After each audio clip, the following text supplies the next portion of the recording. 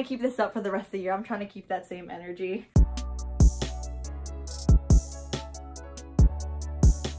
Hello, my name's Katrina. Welcome to my channel. This is part 2 of my February or Booktube Games Wrap Up. And if you haven't watched part 1, the reason I'm breaking it into 2 videos is because I read 55 books in February for the Booktube Games, which sounds absolutely insane, but the reason it is 55 books is because I read 37 manga. So I split the video into part 1 was all the manga I read, and this will be all the regular novels or books I read, and I read 18 novels. 55 isn't as impressive when you like mention that 37 of them are manga, but I'm still really proud of myself because I read an insane amount of pages and books. I really enjoyed myself. It didn't put me, like, I know I'm not filming this until like end of March, but it didn't put me in any weird slump or anything. I definitely made myself like calm down and take a break, but I really had fun, and I look forward to Mayana hosting more Booktube games in the future. I definitely am going to participate. I'm just such a competitive person, and I just really enjoyed myself, and in general it was just a lot of fun. It was just a really great time. My husband probably doesn't agree because I did nothing but read and listen to audiobooks all February, but what are you going to do about it? Even though I'm breaking it up into 2 parts, 18 books is still a lot to talk about, and I think that's kind of why it took me a long time to film this video. It's just so daunting thinking about wrapping up that many books.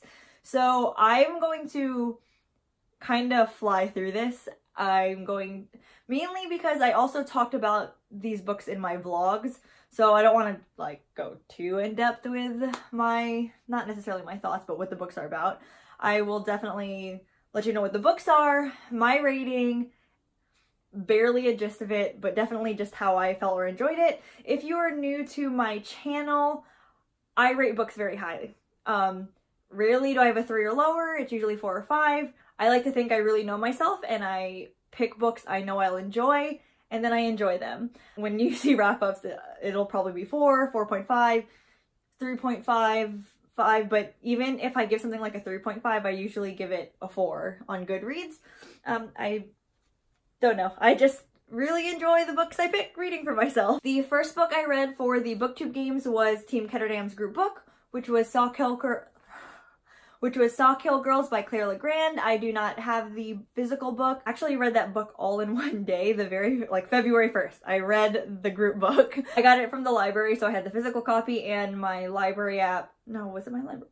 Scribd. I had Scribd and it had the audiobook, so I did both, and that's why I was able to get through a lot of these books pretty quickly, because when I couldn't physically read, I was listening to audiobooks, and then when I got home, I could read, so yeah.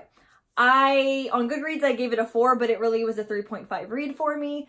So it's a book that I normally wouldn't pick up myself. I think it is classified as fantasy because it's kind of has those elements, but it does have its fantasy elements. It's more like a mystery thriller. It was really creepy, and I enjoyed the intrigue for the first half of the book, where I was just like, what the frick is going on? But the later half, I just really didn't care for the plot. I did like the 3 female main characters. They were very strong characters. I really liked the female-female relationship rep. The characters were cool. I just wasn't invested in it, and I think that happens a lot in standalone books for me, and why I tend to lean towards series, because I just don't have time to like get that invested in the characters and in the plot, and it just kind of like happens, and I'm like, okay, that was good. It was good. But I'm not like in love with it. So 3.5 out of 5 stars. The next book I read was a highly anticipated book. It took all of me not to read it when it like was released, and like I was like, I'm definitely gonna wait to read it in February because I knew a lot of people on my team were gonna read this book since we were Team Ketterdam. But it's 6 of Crows by Leigh Bardugo, and I was so excited for this book. I'm obsessed with 6 of Crows. It is one of my all-time favorite series, duologies, whatever you want to call it. I read 6 of Crows first, and then I read the Grisha verse trilogy, and I loved it. I know a lot of people are iffy about it just because it's like kind of cliche, typical YA fantasy, but I like typical cliche YA fantasy, so I really loved it.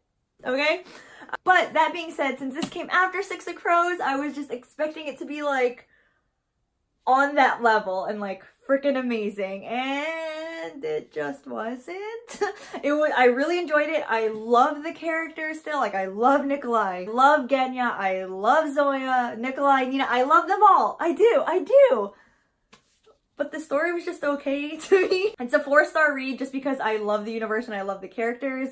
I just hate when I do that to myself. I just put it on such a high pedestal before I even read it, and I need to learn from my mistakes.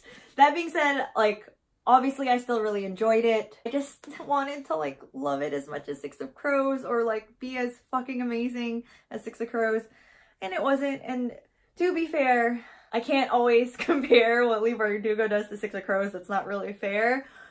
I just had really high expectations. What am I gonna say? The next book I listened to on audiobook, it was God's Grave by Jay Kristoff. Holy shit, that book was so good. Like, it's the second book in the Nevernight series, so obviously I'm not going to talk too much about God's Grave.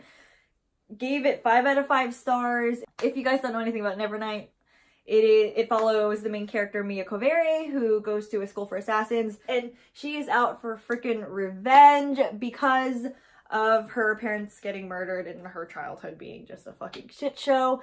And she is amazing. I love the Nevernight series so much. It is so dark. It is so funny, like hilarious. It has really good smut. Fair warning, for people who are older than 18 or 17, when you read this, the main character starts off as being 16. That makes me really uncomfortable. So what I do when I usually read books where the character's kind of young and they're smut, I literally just make them my age in my head and I call it a day because it's just weird. It is not a young adult book, and that shit is just so good. The ending had me shook. I cannot wait for Dark Dawn. When it comes out, I've already pre-ordered the UK copy. The next book I read was The Poppy War by R.F. Kuang, and I gave this, I think, a 4-star. Yeah, 4-star. I really enjoyed it. It is one of the first Asian fantasy books I've read. It had kind of a slow start for me, but once it started getting into like the actual like magical system and the war and things started going, it picked up for me. It follows the main character, I believe her name's Rin. She takes a test and is able to get into the school that specializes in like prepping pretty much young adults for war. And a girl who was not meant to go to this school, like this prestigious war school, and she ends up there because of her really good test scores, and she has a pretty rough start but ends up like kicking ass. Really interesting reading it because fantasy and magical elements come from like doing opium and drugs, so it has those like ties to the effects of like opium in like East Asian countries, and I just really enjoyed it. The reason like when I really enjoy books and I don't give it like a full 5 stars, that means I just wasn't that emotionally invested in it, whether that be from characters or plot, doesn't really matter. If it's not like pulling at like my heartstrings or in some kind of way, whether it be like, ooh, this makes me super happy or in love or really sad or angry, like just any kind of like emotional attachment, if you can't pull something like that, it usually won't get a 5, but I still really loved it and enjoyed it. The next book I read, I do not have a physical copy of it just yet, and I kept with the Asian fantasy theme. I read Girls of Paper and Fire by Natasha Nyan, and I loved that book so much. It is a super hype book on Booktube, so most of you know what it's about. It is about a girl who gets enlisted pretty much to be part of the king's concubine, which pretty much deals with sex workers. So heavy content warning for sexual abuse and rape. It is pretty rough. Like, I had a hard time reading good chunks of that book. That being said, I really enjoyed it. I love the characters. I love the female-female romance. I think it was more, so I gave it 5 stars. It's probably more 4.5.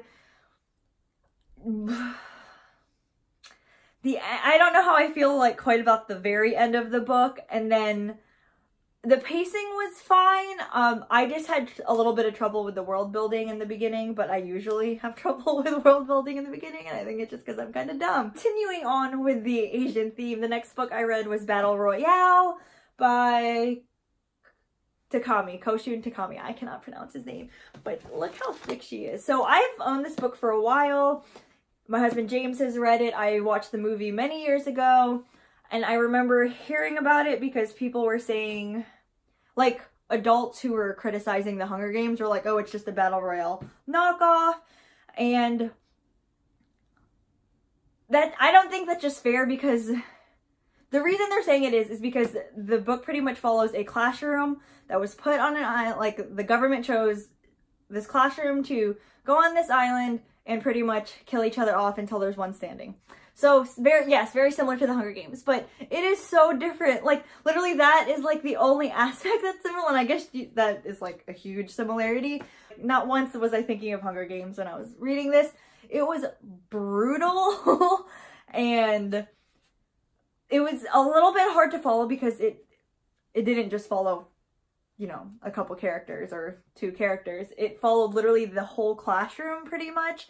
And because it's Japanese and the names were kind of hard to follow, I did have to resort to the, where is it? The map and the class list a lot. So that definitely helped. But this was so good and so brutal. I gave it 4 out of 5 stars.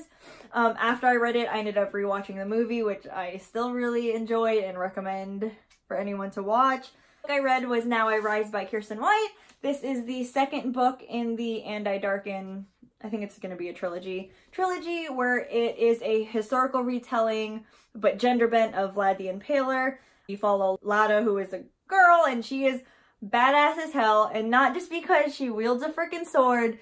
Her character is just so strong and has her morally gray moments, and I just really enjoy it. This 4 stars. The reason I don't love the And I Darken series even more is because for historical retellings are kind of hard for me unless there's like other like fantastical elements to it and not so character driven. So these are more character driven than plot driven, and why for me pacing is a little bit harder. Oh my god, I'm not even halfway through. The next book I read was Uprooted by Naomi Novik. I listened to this on audiobook and I gave it a 3.5 out of 5 stars.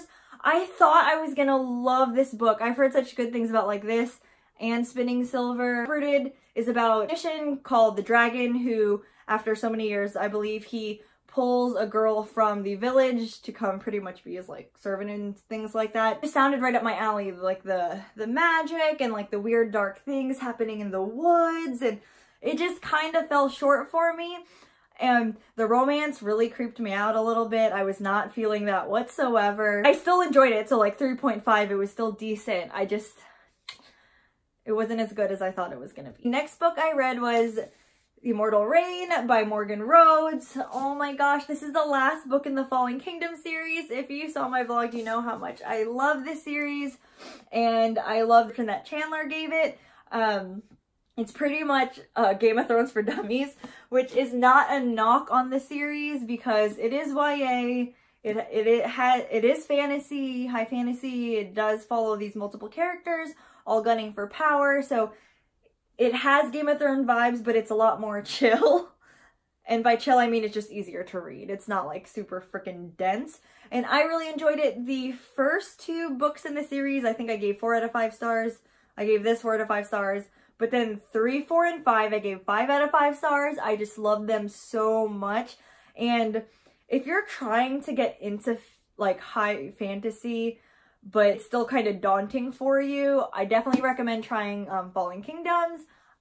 Especially, I love the audiobook. I've like physically read and listened to the audiobook. I think that Morgan Rhodes did a decent job of wrapping up the series. It's very hard to wrap up series where you want to make an impression, but you still like need to tie up loose ends, and my heart was happy finishing it. It gets sad that it's over, but I love it so much. So then I read The Fates Divide by Veronica Roth. It is the second book in the Carve the Mark duology.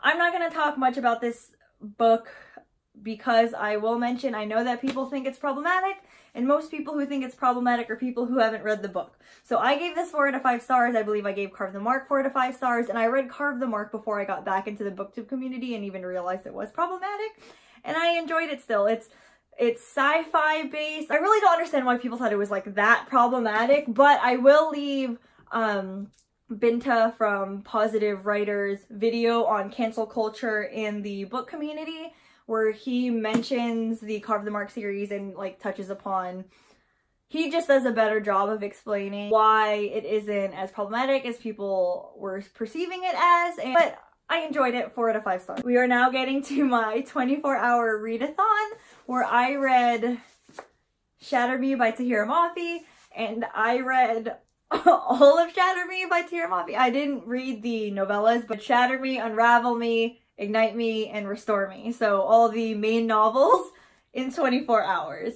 So if you have not seen that, it's in my blog. Mainly audiobook, but for those of you who don't know, the first book was a reread for me. I read Shatter Me, or I listened to the audiobook years ago, and I hated it. And I don't usually hate books, and I think I just didn't like, that was when I was first getting into audiobooks, and I was finding out kind of like what narrators I liked and what I could tolerate listening to, because some narrators I just don't like and I can't listen to it and I'll have to physically read it, and I should have did that for Shatter Me. I think the main reason I didn't like it either was the scratching out noises that the audiobook made whenever there was like strike through text. That really bothered me, so I decided a chance, of course, because Whitney from Witty Novels pretty much inspired me to pick it up and give it a try. So I physically read Shatter Me, and I really liked it, and I gave it a 4 out of 5 stars. So I was like, okay, let me try to give the audiobooks another try, because it's a 24-hour readathon. I need help if I'm gonna read the whole thing. I ended up enjoying it more on audiobook. I think I gave the rest of the book 5 out of 5 stars. I think it was a successful 24-hour readathon, and those were the next 4 books I read. I don't have the physical copy of those, but I do plan on getting them. Even though I read a bunch of manga, I'm still really proud of like the books I read, because some of them are not little books. Like the Poppy War was big, Battle Royale was thick, and then the next book I read, Game of Thrones by George R.R. Martin, was really thick too. I physically read it and listened to the audiobook, which really helped. 5 out of 5 stars. I love Game of Thrones. Like the show, I'm obsessed. I plan on rewatching it. I'm really sad that it's ending. I'm really sad that the book series isn't over yet. I'm actually currently listening to the second book on audiobook right now. But yes, I finished this thick boy and he was good. I forgot, after King of Scars, I read A Curse So Dark and Lonely by Bridget Kemmer. I am obsessed with this book. It is so far one of my favorite reads of the year. It was a highly anticipated read. I have the hardcover too, but I won the ARC in a Twitter giveaway and I'm obsessed. So when I do my reread, I'm probably gonna annotate the ARC. If you follow my vlogs, I went to the book signing for A Curse So Dark and Lonely and got to meet Bridget Kemmer. And this is a Beauty and the Beast retelling with the main character Harper, who has cerebral palsy, and I just think it was done so well. I'm like obsessed with this book, to be honest. 5 out of 5 stars, like all the props in the world to it. It is one of those fantasy books that was a lot lighter and easier to read. Like I flew through it, And I think I needed that at the time. And it was just the perfect book for me in the beginning of February. And I cannot wait to reread it. I love it so much. The next book I read was Akata Witch by Nahedi Okafor. I just butchered that. But it is a middle grade book that follows the main character Sunny, who was born in New York but moved to Nigeria, and she is albino. So we're following her through her journey of moving from New York to Nigeria, the struggles of being albino, and then to throw it off even more, she finds out she has magic and falls into this kind of magical school. And I love magical schools and I love the African elements. My friend Randy actually recommended this book to me. I've never have heard of it before, but she recommended it to me for Black History Month and I'm so glad she did. I cannot wait to continue the series. I love middle grade books and I really enjoyed it. To it on audiobook, which really helped with some of I love audiobooks for fantasy because I suck at pronouncing names and it just does a really good job, especially when they do a really good job with finding a good voice actor so that you can get the accents and things like that. I just fully was immersed in it. Yeah, I love the little coven that was created out of these kids who figured out they have magic and can wield these spirits and things like that. I definitely am interested in looking into more African-based fantasy. I love Children of Blood and Bone and then Okada Witch, but those are the only two I've read. This month has been really good for me with like diversity, because that's only my second book I've read with African elements, and then I read 3 like Asian books. Look, I want to keep this up for the rest of the year. I'm trying to keep that same energy. Okay, we've made it, y'all. The last book I read. The last book I read was Iron Gold by Pierce Brown, which is the 4th book in the Red Rising series, but it is, so there's like the first set, which is like the main trilogy of Red Rising, Golden Sun, and Morning Star, which I'm obsessed with. The books are very sci-fi, but I can, like, you can say dystopian as well, but it's just like so far removed dystopian, it's kind of hard to, you can call it dystopian, but it is one of my all-time favorite series. I'm obsessed with the Howlers. I am obsessed with Darrow. I just love it. And I was surprised I liked the 2nd and 3rd book as much as I did, because it was just so different from that first book, and I know that happens a lot, but like that first book when they were in the institute in the school and it was just brutal and gruesome. I was really hesitant going into the 4th book, Iron Gold, which is 10 years after everything that has happened in the Red Rising trilogy, and it is so different because I keep pointing there because my trilogy is up there on my shelf, sorry. Rising is told from first person, from Darrow's perspective, and in this book it introduces like 3 other perspectives, and it kind of threw me off, and I didn't think I was gonna like it as much. That's why it took me so long to actually pick it up and read it. But Pierce Brown and this world, I just can't not love it. So 5 out of 5 stars. It took me a little bit to get into the different perspective just because I was being stubborn, but I cannot wait to pick up the next one. If I could give like Red Rising like 10 out of 5 stars and then this be 5 out of 5 stars, it's a more accurate representation of how I feel about the series. Those are all the books I read in February. I'm so smiley. I am so proud of myself and just really happy with not only like the quantity of books I read, but the quality of the books I read. It was just such a good reading month, and I'm just looking forward to just having that energy throughout the rest of the year. I'm just really happy and excited. I hope that wasn't too long-winded and you guys enjoyed my wrap-up. I hope now that I finally filmed this, I can catch up on videos in general since I'm not like stressing about it. I cannot wait to do this again.